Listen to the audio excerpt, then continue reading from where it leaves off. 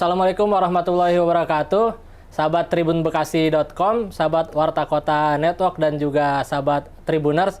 Saya jurnalis tribunbekasi.com, Muhammad Azam, telah bersama Wakil Ketua DPRD Kabupaten Bekasi, Bang Soleman. Gimana kabarnya, Bang? Baik. Alhamdulillah, ini di tengah kesibukan beliau, alhamdulillah kami Tribun Bekasi dapat berkesempatan buat podcast mengenai DPRD Kabupaten Bekasi, khususnya memang untuk periode 2019-2024 ini. Per hari ini baru saja pelantikan gitu ya. Ya, baru pelantikan. Dan Bang Soleman sendiri juga terpilih kembali sebagai anggota DPRD Kabupaten Bekasi periode 2024-2029. Baik, sahabat tribunbekasi.com, ini sebelum nanti kita mengulas mengenai selama 5 tahun periode sebelumnya di DPRD Kabupaten Bekasi, yang memang Bang Soleman ini sebelumnya menjabat sebagai Wakil Ketua DPRD Kabupaten Bekasi. Mungkin sahabat Tribun Bekasi bisa diperkenalkan terlebih dahulu sosok Bang Soleman ini seperti apa gitu. Ya, saya Soleman SE, Wakil Ketua DPRD Kabupaten Bekasi 2019-2024. Nah, sebelumnya saya pertama kali menjadi anggota DPRD itu dari 2009 ke 2014, lalu lanjut lagi dari 2014 ke 2019, lanjut lagi dari 2019 ke 2024, dan hari ini terpilih kembali periode 2024 ke 2029. Yang insya Allah saya bisa amanah di periode 2024-2029 ini. Dan ini periode yang keempat kali. Dapil berapa itu? Dapil 3, Tambun Selatan. Meliputi? Satu kecamatan itu. Kebetulan kan, daerah padat di sana. Hak pilihnya itu 350.000 satu kecamatan. Jadi satu-satunya satu kecamatan di Kabupaten Bekasi ya Tambun Selatan yang satu dapil. Satu dapil itu ya. Ini luar biasa, 4 kali berarti ya. 4 kali. Sebagai DPRD Kabupaten Bekasi. Bang, ini selama 5 tahun khususnya di periode 2019-2024 ini, apa saja yang memang dilakukan Abang sebagai DPRD maupun sebagai Wakil Ketua DPRD selama 5 tahun ini yang memang jadi hal-hal yang masukan masyarakat, masukan warga yang terus disuarakan oleh Abang di DPRD? Ya, kalau kebetulan kami itu di Dapil 3 Tambun Selatan itu daerah perkotaan ya. Tidak ada pertanian, tidak ada perairan atau laut, ya kan. Nah, infrastruktur memang di Dapil 3 itu yang memang betul-betul kita benahi terus-menerus. Rutinitas kita benahi setiap periode anggaran murni dan ABT, terkait dengan jalan, bahkan kawan-kawan perumahan itu sebetulnya mereka butuh olahraga. Jadi SOR setiap RT RW itu mereka mengajukan proposal ke kita, ya kan, mengajukan aspirasi ke kita. Itulah akhirnya ya kami bisa realisasikan setiap tahun anggaran terkait dengan infrastruktur dan sarana olahraga mereka. Itu aja. Karena daerah perkotaan itu lebih ke infrastruktur ya, baik SOR maupun termasuk sarana jalannya gitu ya. Jalan lingkungan lah. Jalan lingkungan. Jalan lingkungan dan penerangan di situ. Selain itu apalagi yang memang jadi aspirasi? Sampah. Sampah. Nah, kebetulan memang masalah kebersihan ini rumit, ya kan? Tempat pembuangan akhir kita Burangkeng kan kemarin itu sudah tidak bisa memadai. Hingga akhirnya banyak juga orang-orang perumahan itu yang setiap pagi itu buang sampah di jalan, gitu, karena bak sampahnya tidak ada, kan, akhirnya membuang sampah di jalan. Hingga ya kami kadang beserta kepala lingkungan, RW, RT, kadang-kadang kita gotong royong tuh, tiap hari Minggu, 2 minggu sekali kita turun bersama masyarakat untuk membersihkan sampah-sampah yang ada di jalanan. Kita buang ke tempat pembuangan sampah yang sudah disediakan. Bang, ini kan selain sebagai Wakil Ketua DPRD Kabupaten Bekasi kan juga sebagai Ketua DPC Kabupaten Bekasi PDIP ya. DPC. Nah itu apa sih hal-hal poin-poin yang ketika awal 5 tahun ini sebagai para anggota dewannya lah khususnya yang selalu disuarakan, yang selalu diaspirasikan untuk wilayah Kabupaten Bekasi ini khususnya, atau masukan-masukan yang khusus pemerintah daerah Kabupaten Bekasi apa sih biasanya selain dia tadi soal sebagai ketua DPC yang tadi Abang bilang, saya itu hari ini mempunyai anggota dewan itu 8. 2019 kita punya anggota legislatif itu 7. Hari ini di 2024 kita naik satu menjadi 8. Nah, saya tekankan kepada seluruh fraksi yang ada di PDI Perjuangan untuk tetap berpihak kepada rakyat. Apalagi hari ini di Kabupaten Bekasi, daerah pesisir, Muara Gembong dan Pabayuran itu, kita itu Kabupaten Bekasi terkenal dengan tinggi kemiskinan ekstrim. Dan itu berada di daerah Pabayuran dan Muara Gembong. Dan saya lihat juga di Muara Gembong ini tadi yang saya sampaikan bahwa daerah pembuangan sampah akhir itu karena di situ adalah laut ya kan. Saya lihat sampah di muara itu juga perlu dibenahi, karena memang dari daerah perkotaan yang tadi saya sampaikan bahwa perkotaan itu kalau udah membuang sampah itu sembarangan, hingga ketika itu dibuang mengalir ke sungai dan itu ujungnya ke imbasnya ke Muara Gembong, ke Muara Gembong. Dan ini pemerintah daerah perlu betul-betul memperhatikan terkait dengan kebersihan daerah sungai dari hulu sampai ke hilir. Tadi bicara infrastruktur, bicara lingkungan ya, sampah. Untuk terkait SDM atau sumber daya manusianya sendiri Kabupaten Bekasi seperti apa nih sejauh 5 tahun ini? Pembinaan terkait dengan SDM itu sumber daya manusianya hari ini sebetulnya sudah meningkat.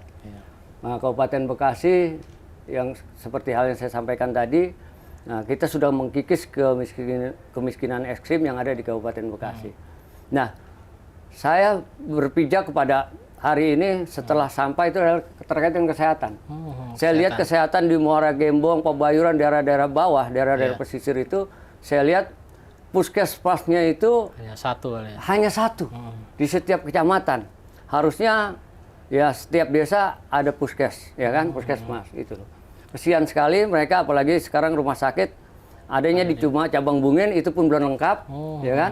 Mereka dari Muara Gembong itu berapa kilo sampai ke cabang Bungen yang paling terdekat itu udah jauh juga itu ya. Itu juga udah jauh juga gitu kan. Apalagi sampai mereka harus mengejar yang kelengkapan Cibitung itu ya. Cibitung ya kan. Alatnya lengkap di Cibitung itu, mereka kasihan sekali kadang-kadang. Kawan-kawan kita, mohon maaf nih, di PD Perjuangan ambulannya itu hilir mudik untuk membantu masyarakat. Gitu loh, untuk membantu masyarakat agar masyarakat bisa hidup layak, hidup sehat. Soal ketenaga kerjaan seperti apa? Nah, ini lagi satu. Memang ini menjadi beban kita ini, ya kan? Kita mempunyai daerah industri. 36 negara ada di sini. Hampir 88.000 industri yang ada di Kabupaten Bekasi. Tapi masyarakat Kabupaten Bekasi sendiri penganggurannya itu meningkat, gitu loh. Entah seperti apa, ini kita harus punya bupati yang berani mengambil langkah bahwa setiap ada perusahaan yang ada di Kabupaten Bekasi wajib mengambil tenaga kerja dari Kabupaten Bekasi sendiri.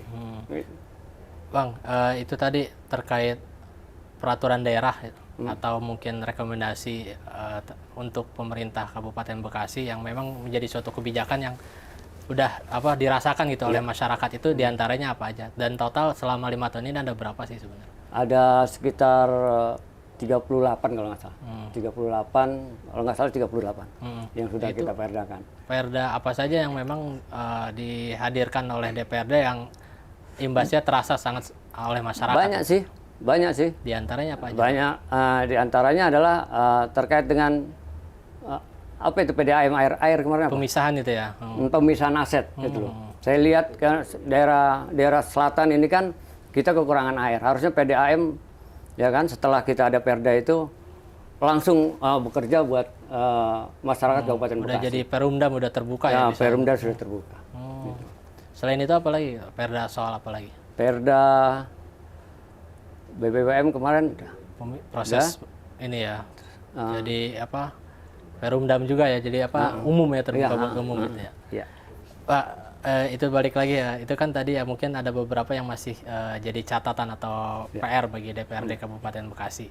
Tapi ada tidak selama 5 tahun ini yang memang sudah terlihat peningkatannya walaupun masih ada catatan gitu. Contohnya apa saja itu? Masih ada. Sebetulnya terkait dengan kemiskinan itu yang tadi saya sampaikan, kita harus betul-betul data itu akurat, data desa presisi. Itu kemarin di PDI Perjuangan launchingkan itu. Tapi kita baru dua kecamatan, yaitu Kecamatan Muara Gembong dan Kecamatan apa kemarin Cibarusa kalau nggak salah. Apa itu ininya? Data desa presisi gini Mas. Data desa presisi. Itu kemiskinan kita meningkat karena kita tidak punya data yang akurat. Oh, benar. Gitu loh. Karena kita tidak punya data yang akurat. Rakyat itu sebetulnya butuh apa? Ya kan? Rakyat itu sebetulnya butuh apa? Dan terkait dengan saya bilang tadi bahwa kita harus punya data yang akurat, data desa presisi itu. Hari ini bahwa terkait dengan PKH apa, banyak orang yang kaya dapat bantuan, ya. Tapi yang miskin tetap tidak mendapatkan bantuan. Itu Mas. Makanya di periode besok ke depan saya akan terus tekan terkait dengan data yang ada di Kabupaten Bekasi, yaitu data desa presisi. Katanya itu jadi apa, PR besar buat kita gitu ya. Dan buat fraksi PD Perjuangan.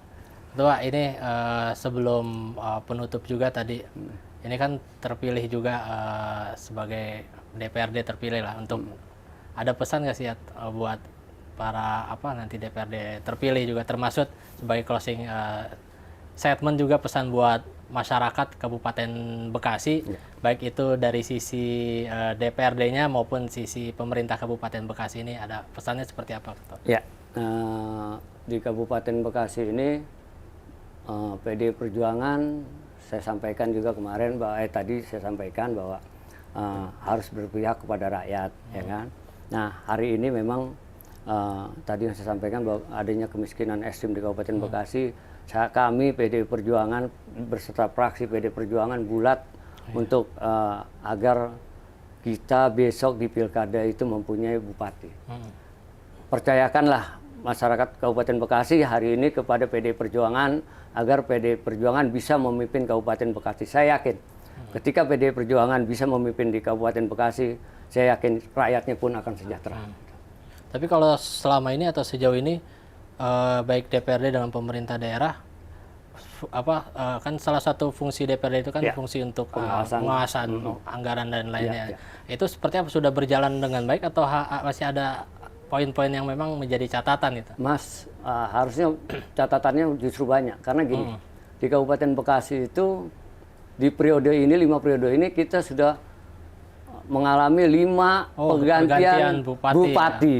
Ini kan akhirnya bahwa program ini ya yang satu belum dijalankan, ya kan sudah habis diganti lagi. Sudah habis diganti lagi. Sudah habis diganti lagi. Makanya saya kepingin bahwa di periode ini bupatinya cukup satu periode adalah satu bupati. Hingga semua program akan bisa dijalankan dengan baik dan benar. Itu sempat menjadi ini juga ya, kendala. Iya, karena setiap ganti bupati pasti beda program, Mas. Pasti beda program. Gitu, Mas. Siap. Ketua, ini terakhir sebagai closing statement juga tadi buat penegasan juga. Itu tadi apa sih yang harus dilakukan, khususnya ini karena udah periode baru ya DPRD Kabupaten Bekasi yang terpilih 2024-2029 yang harus menjadi penekanan dan catatan untuk menjadi masukan lah bagi pemerintah Kabupaten Bekasi maupun khususnya nanti bupati yang hasil pilkada 2024 itu apa? Kabupaten Bekasi hari ini berketimpangan yang sangat tinggi sebetulnya, bahwa di antara selatan dan utara sudah begitu maju, selatan sudah begitu maju, tinggal utara. Saya berharap calon bupati ke depan segeralah bangun wilayah utara.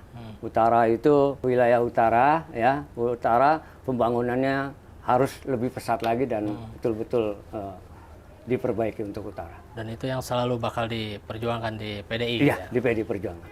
Siap. Oke, siap. Begitu sahabat tribunbekasi.com dan sahabat Warta Kota Network juga sahabat Tribuners. Ini sebelumnya kita ucapkan terima kasih Bang Soleman atas waktunya. Sampai jumpa pada episode podcast berikutnya. Assalamualaikum warahmatullahi wabarakatuh. Waalaikumsalam warahmatullahi wabarakatuh.